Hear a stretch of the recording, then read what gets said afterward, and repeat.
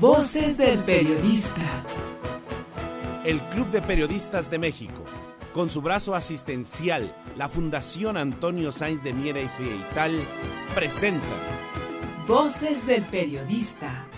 Conduce Celeste Sáenz de Miera. Comenzamos. ¿Qué tal, amigos? ¿Qué tal? Muy buenas tardes. Bienvenidos a este su programa Voces del Periodista en este portal maravilloso de anunciación que dirige la muy querida y admirada Tere García Ruiz. Entrañables compañeros, el decirles que la inteligencia y la información del maestro Rodolfo Sánchez Mena nos acompañará durante este programa en el cual se tocarán tópicos de análisis básicamente alrededor de este caso lleno de dolor que nos indigna a los mexicanos, por supuesto que es el caso de Ayotzinapa y en general los muertos, las tumbas.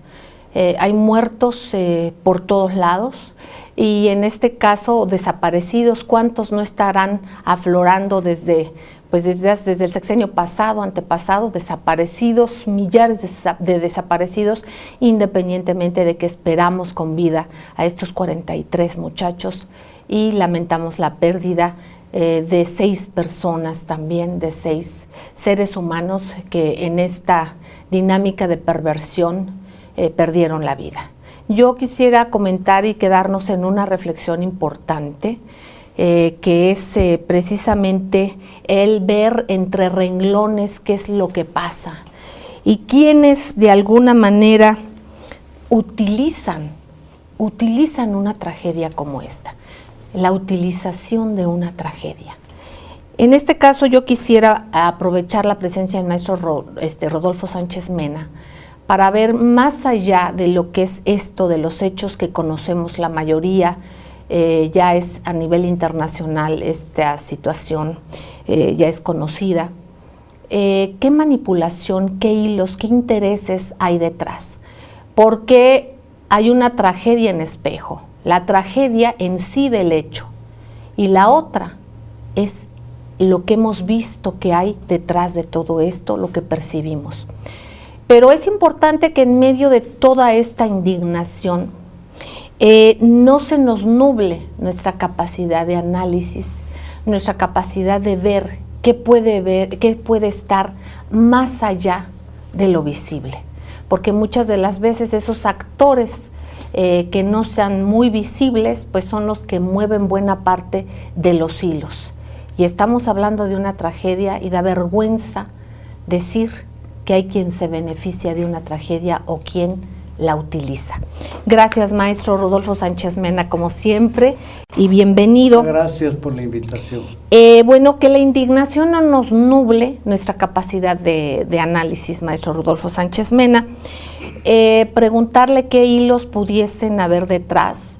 Vemos declaraciones de todos los partidos políticos, de hecho no quiero o voy a procurar no mencionar algún actor de la política o algún partido, porque todos de una u otra manera pues han tratado o han hecho declaraciones que dan vergüenza. ¿En qué sentido? Porque se ve y huele atrás un tufo de interés político y de llevar y de sumar a su causa sin causa, porque a la política que no tiene como fundamento y lo prioritario un ser humano, pues ya no tendría otro nombre que el de político. Pero en este caso, maestro, también hay otros intereses ocultos.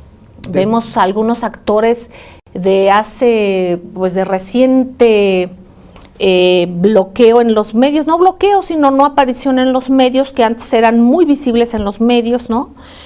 Personajes que estuvieron muy activos en la cuestión de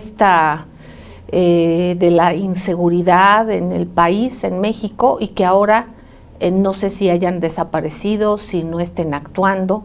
Por otra parte, también vemos el que hay reacciones tardías. De todos ha habido reacciones tardías, pero independientemente de esto, una de ellas es una recomendación que hacen o un llamamiento de atención por parte del gobierno norteamericano.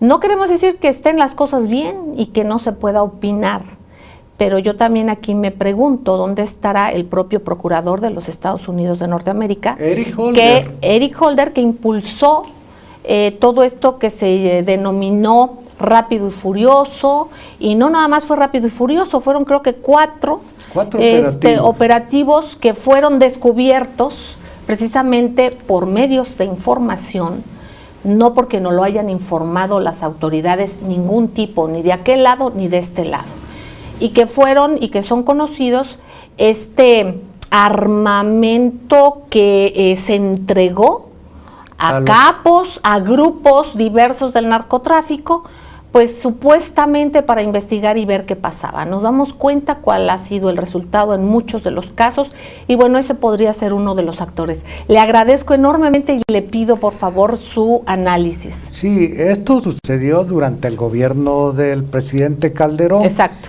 En la cooperación del Plan Mérida y bajo la cobertura del Plan Mérida y del apoyo entre el gobierno de esta colaboración en materia de financiamiento del gobierno norteamericano, pues se dio la participación en materia de inteligencia y de seguridad al gobierno de Calderón.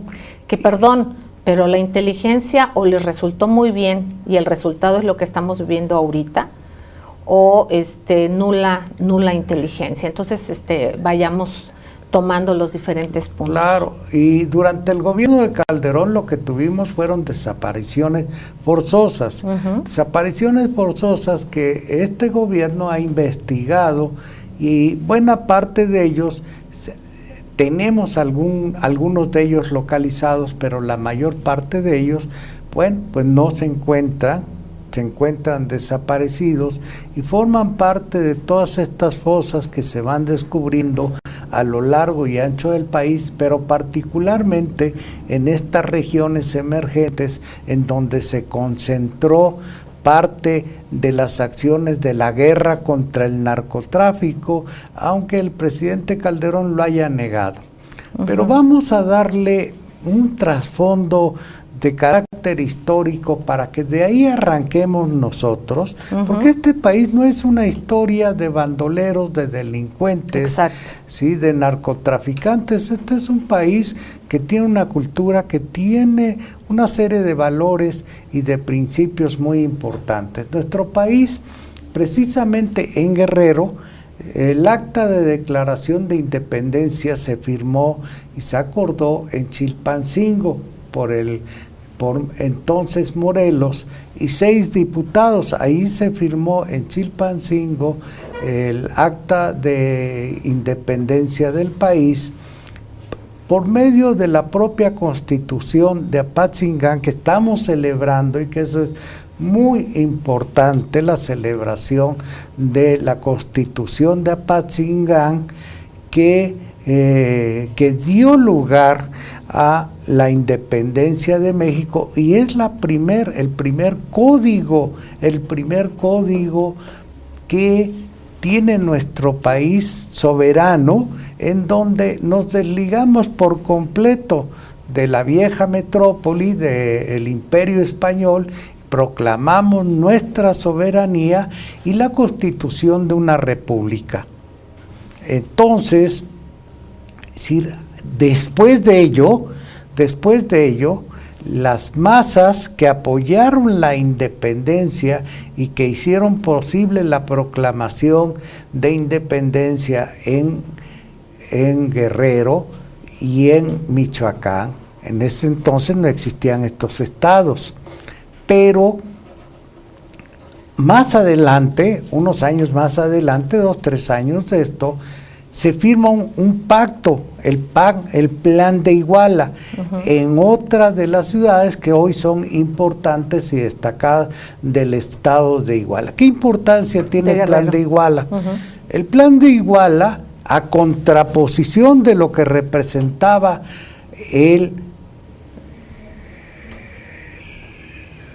la Constitución de Apatzingán, el Plan de Iguala es un contraproyecto. Es un contraproyecto en donde se pretende ofrecer a una testa coronada de Europa que venga a gobernarnos, pero esto ya sabían que no iba a venir, no les interesaba a ningún Borbón ni a ninguna otra miembro de alguna familia real europea venir a gobernarnos. Es decir, aquí el propósito era que se coronara Iturbide y crear un imperio. ¿Con qué propósito?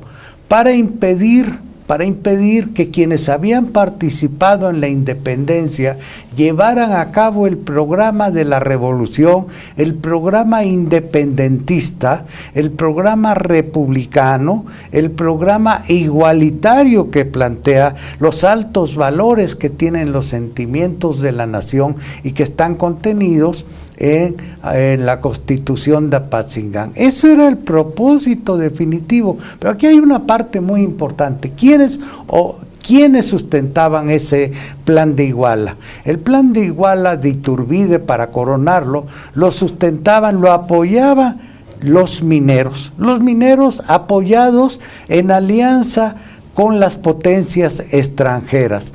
La alta jerarquía de la Iglesia y los terratenientes de la época, que estaban aterrorizados por el ascenso y por el proyecto de una república en donde se fraguaba ya en ese momento tener un país independiente, igualitario, y en donde se tuvieran posibilidades de desarrollo para todos por igual. Y ese es el primer proyecto que tenemos, y en el fondo es nuestro gran proyecto de nación, y que con el plan de Iguala vamos a ver cómo a lo largo de la historia los intereses mineros y de esta oligarquía que prevalece, cómo se va a estar confrontando a lo largo de la historia de nuestro país, en la guerra de reforma, en la guerra de nuestra revolución, pero también hoy día cómo esos intereses están detrás de estos acontecimientos. Pues exactamente, más claro ni el agua, queridos amigos. Y vamos a ver cómo estos intereses han tenido diferentes caras, diferentes coyunturas por las cuales han incidido, de qué manera. Y también importante es el que tengamos en cuenta que el enemigo a vencer por estos grupos que pretenden preservar un estatus, pues básicamente el principal enemigo a vencer es el pensamiento. Es por eso importante el escuchar al maestro Rodolfo Sánchez Mena y el que nosotros desde nuestro ámbito y como podamos leamos de manera plural. Vamos a un corte y enseguida regresamos. Gracias.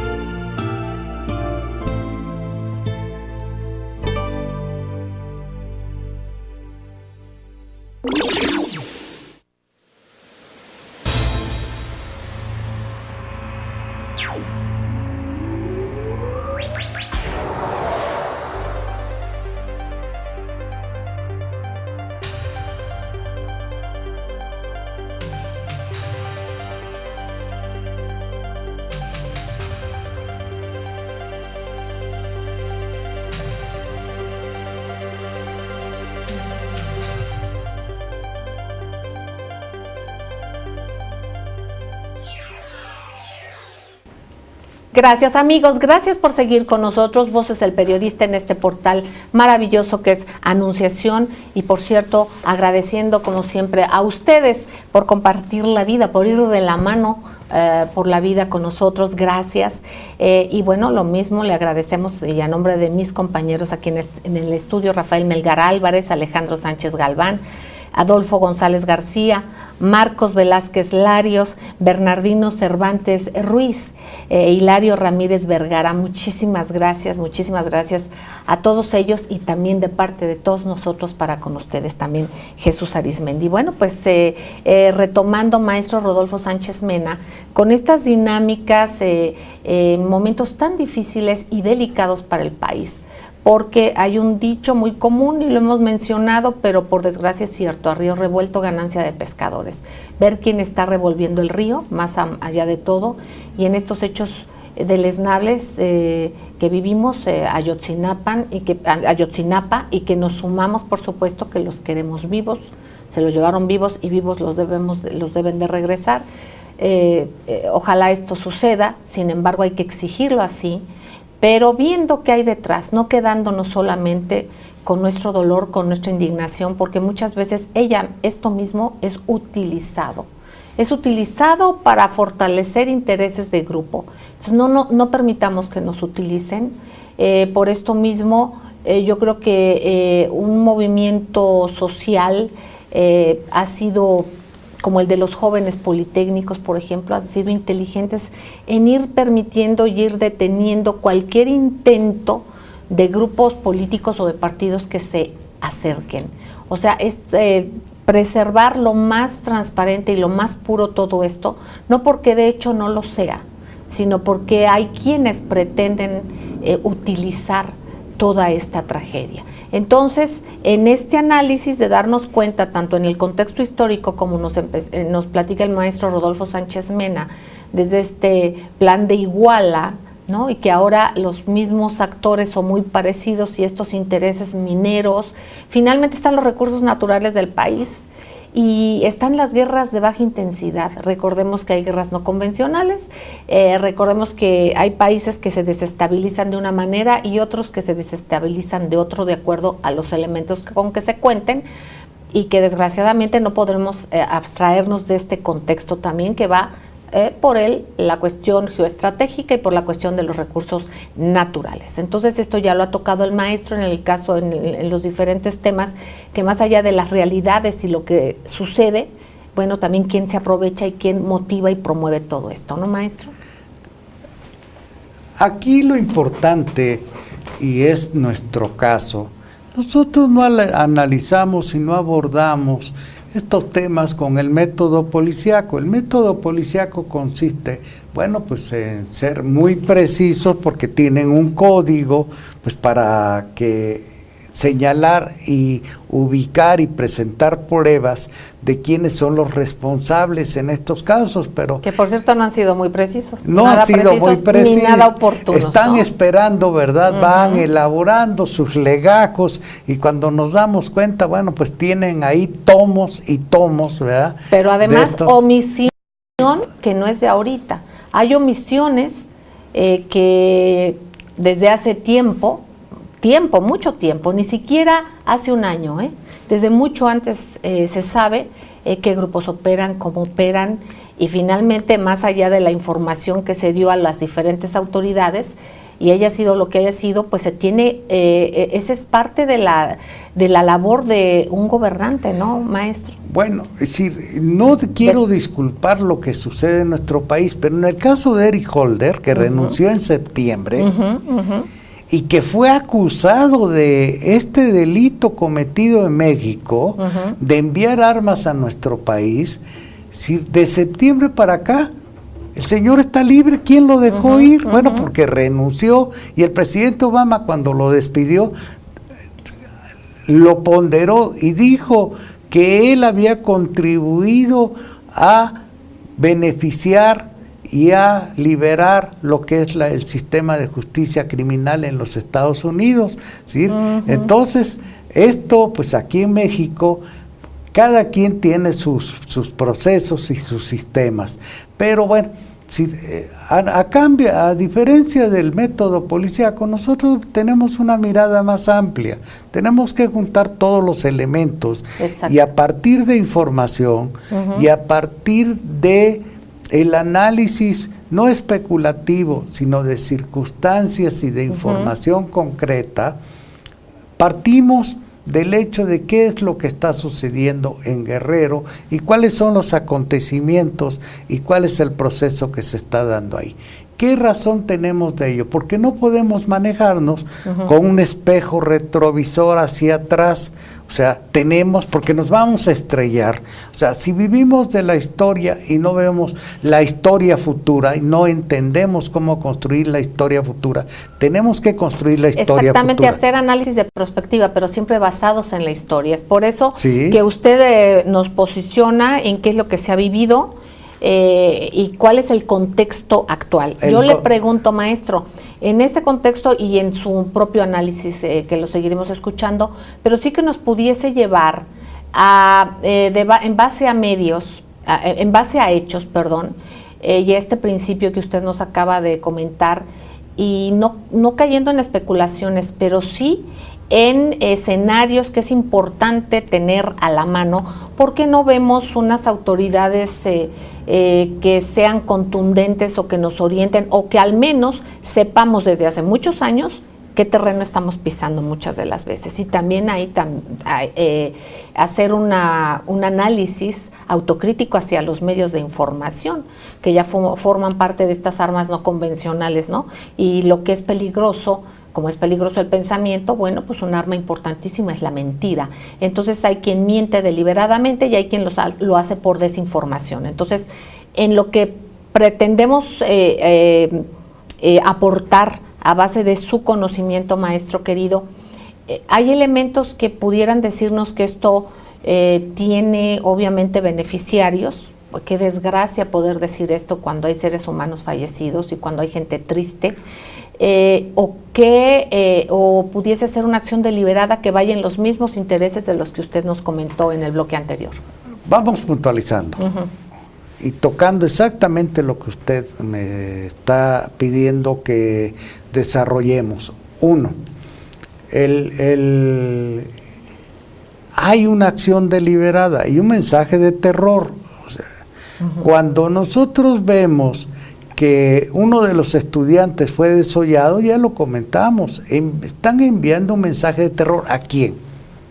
Principio, a los grupos sociales que están organizados en la región y que se oponen a estos grupos criminales. A ellos, para que no sigan avanzando. A los otros, a los que les cobran derecho de piso, para que sigan pagando.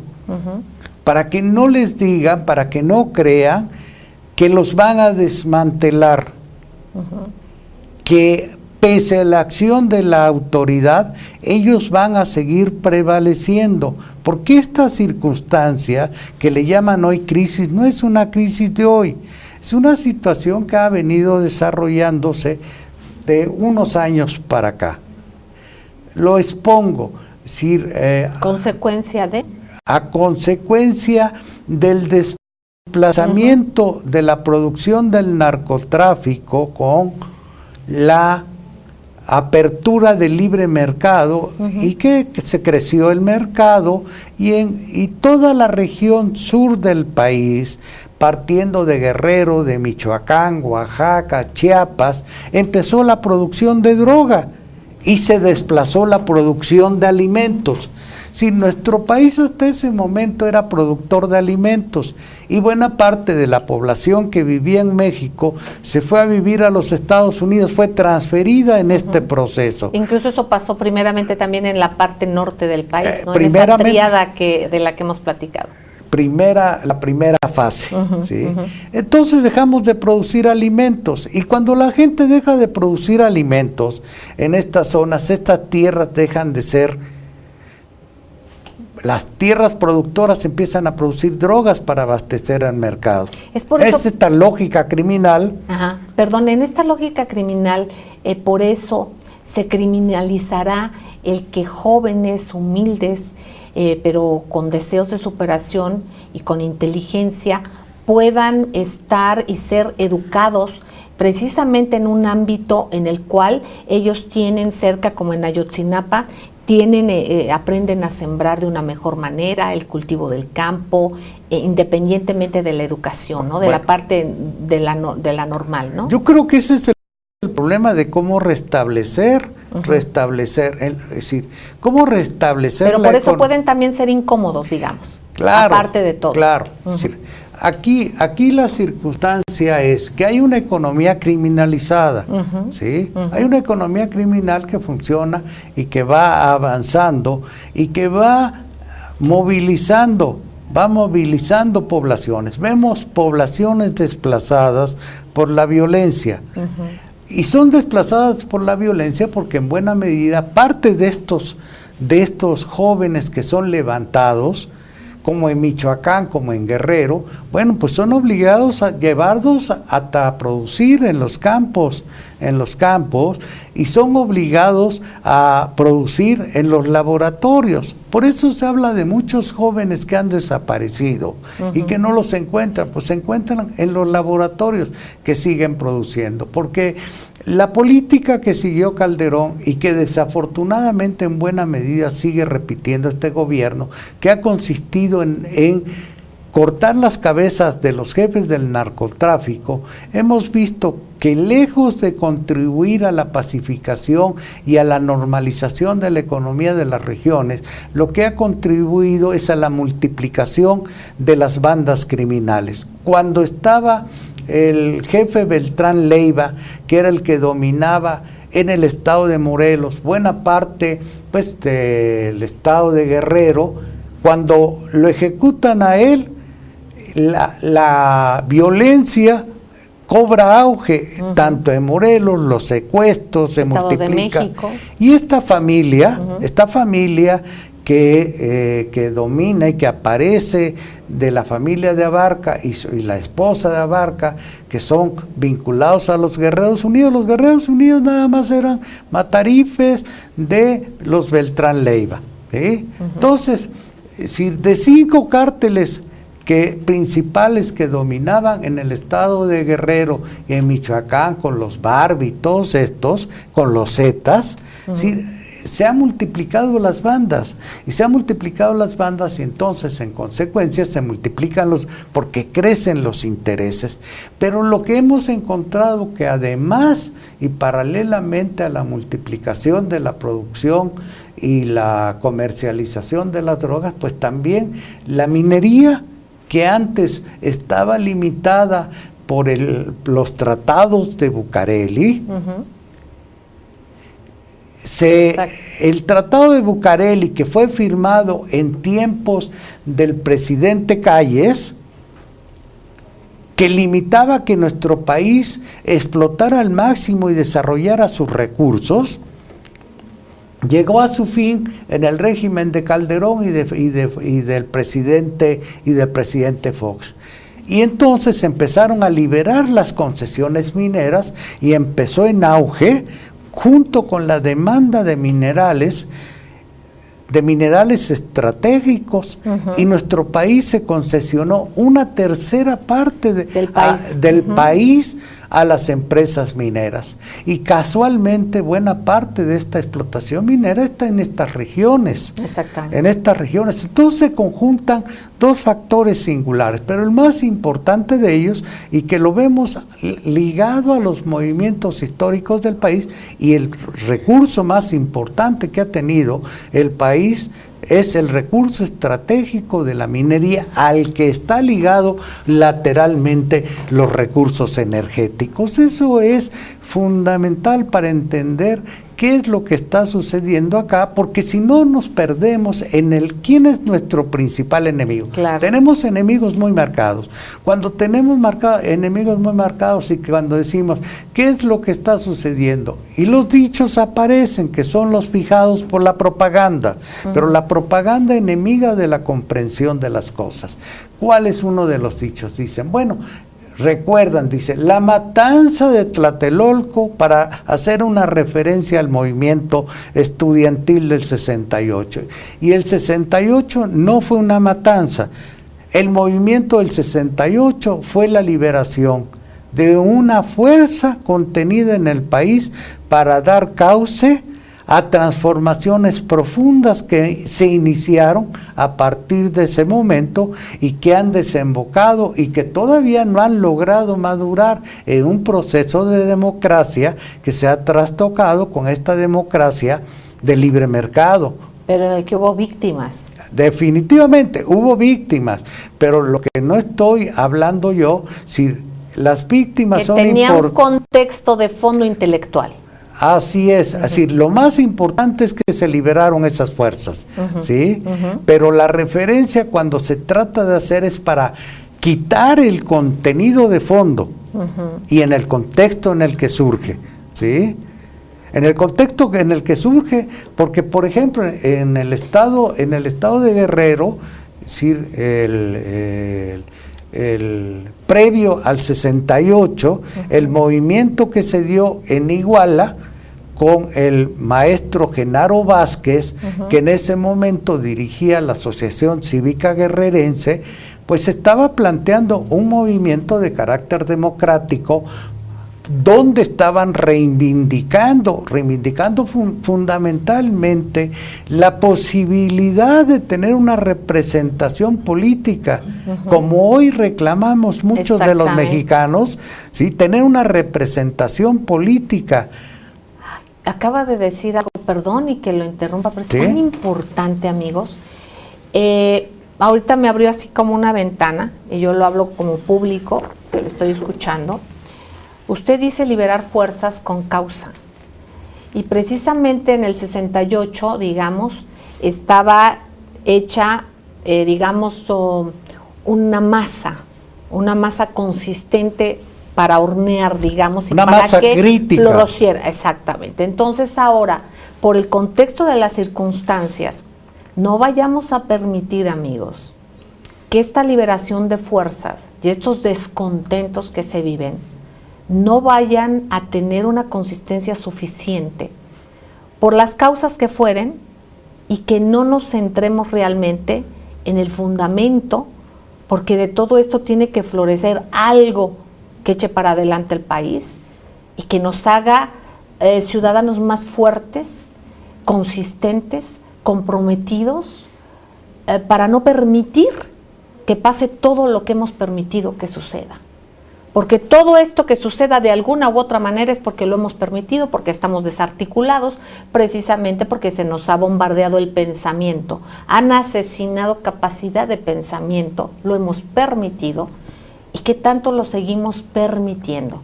Entonces es blindar el pensamiento y obviamente entender estos hilos para poder articular, y de alguna manera yo creo que todos, o la mayoría, porque habrá quien no le importa y lo que quiere son los recursos nada más, pero la mayoría de los mexicanos, la inmensa mayoría, amamos profundamente a nuestra patria.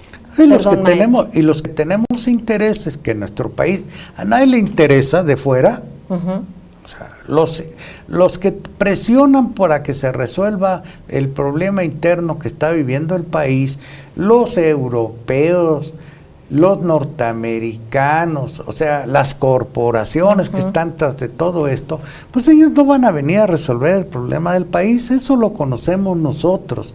Las presiones que ejercen, ¿sí? Pues sin lugar a dudas lo que tienen interés pues es para que les abran un espacio de participación en la riqueza que tiene el país. Bienvenidos si traen intereses legítimos y si quieren participar de la manera en que está reglamentada por nuestras leyes, hacerlo, ¿sí?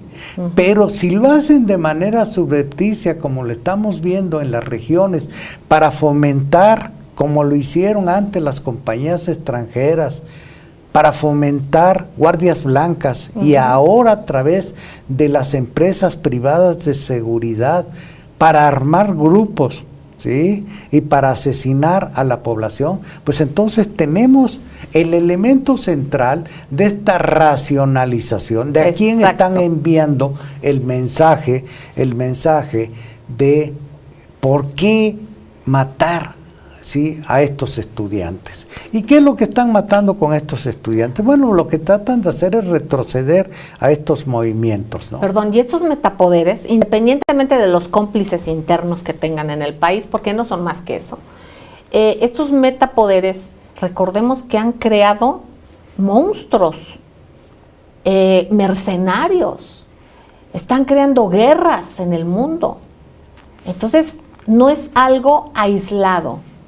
En México no permitamos, por falta de capacidad de raciocinio, porque nos gane la emoción, que debemos de permanecer con ella, pero que no nos rebase. ¿Para qué? Para que no se nos deshagan en las manos los muertos, el dolor y las injusticias. Que de todo esto sepamos salir adelante, ¿no? Sí, Aquí lo que yo razono cuando recuerdo el movimiento de Genaro Vázquez, el movimiento civilista de Genaro Vázquez, pues se enfrentaba a una coyuntura muy difícil de Guerra Fría, en donde se acusaba de comunistas a todo aquel que pretendía luchar por la democracia. En nuestro país estaba definitivamente condenado a luchar en ese momento porque hubiera una representación política justa. Entonces, de ahí se va Genaro a las guerrillas, pero las guerrillas son guerrillas de Guerra Fría, son guerrillas ideologizadas que están pretendiendo derribar por la vía de la lucha armada y constituirse en países socialistas. Eso ya desapareció. Es otra realidad, otro contexto. Hoy los movimientos armados tienen otro contexto. Los movimientos armados, como lo conocemos en América Latina, los de hoy, están asociados a las empresas criminales, ¿sí? No hay movimientos puros, armados no hay movimientos puros. Y la realidad de Colombia que nos enseña es que por más que podamos tratar de justificar las acciones que tienen allá las fuerzas guerrilleras, definitivamente han estado aliadas y subsidiadas, ellos mismos se han subsidiado, ¿sí? Y los han apoyado externamente, porque los recursos multimillonarios que genera la droga pues les han servido para financiar a la bolsa de valores de los Estados Unidos, porque significa esto grandes volúmenes de recursos con los que sirven para financiar valores especulativos. Y miren, hablando de Bolsa Mexicana de Valores también, que acaba de cambiar de titular, ¿no? Que todavía va a estar hasta enero. Yo creo que se fue del grupo Carlyle y de todo esto. Hay muchas cosas exactamente. Se iría, o sea, hay cosas que son coincidencias y hay cosas que quién sabe si lo sean.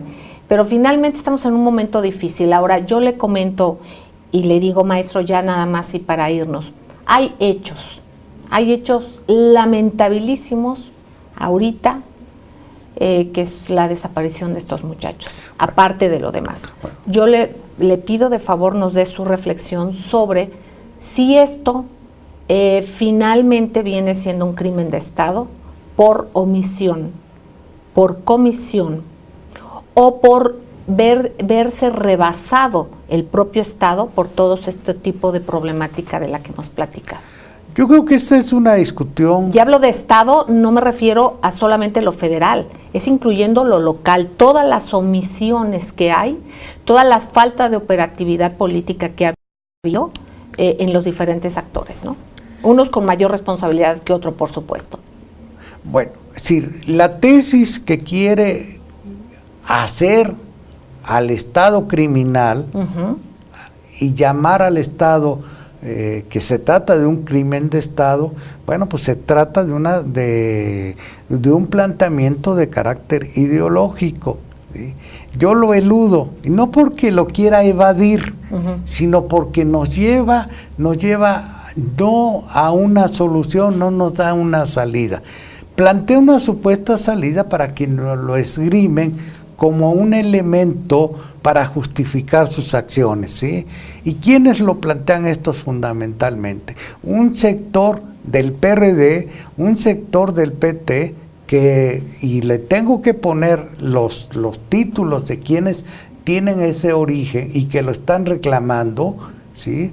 Sectores radicales, pero yo lo que veo son grupos fundamentalistas. Aquí los grupos fundamentalistas son los que están planteando que coinciden con la teoría del Estado fallido. México no es un Estado fallido, por las razones que di desde el inicio. Nuestro país, el Estado mexicano, es un Estado que tiene mucho que decir para el futuro y tiene mucho futuro, porque las tesis apocalípticas no funcionan en nuestro país. Y aquí, queridos amigos, ya que mencionó el maestro a dos partidos, yo mencionaré a más. Todos. Porque aquí serían todos. Todos. Esta parte del PRD partido, ¿no? Los muchos, los otros y todos.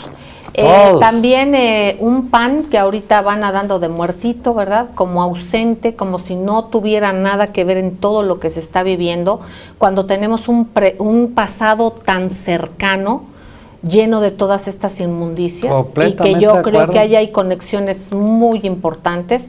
Yo no sé si del partido, de personajes, usted tiene la última palabra.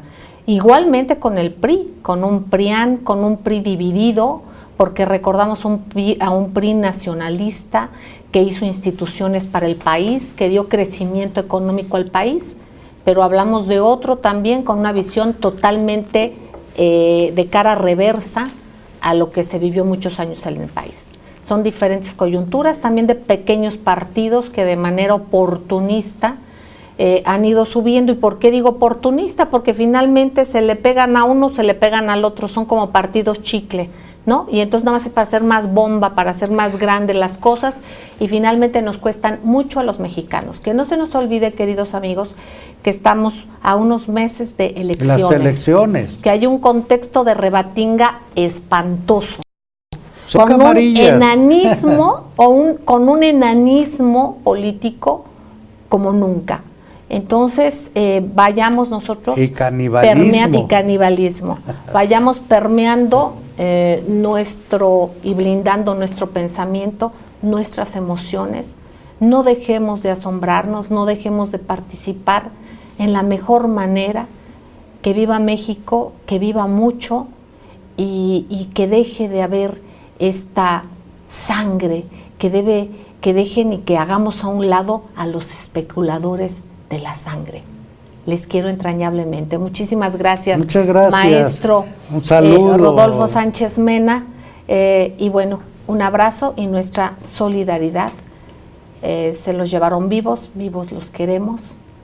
Y la solidaridad con todo aquel que sufra, con todo aquel que tenga un ser desaparecido, con todo aquel que no tenga las posibilidades para educación, para desarrollarse, para ser feliz. Todos tenemos derecho a tener un horizonte. Ya será nosotros nuestra tarea saber perseguirlo.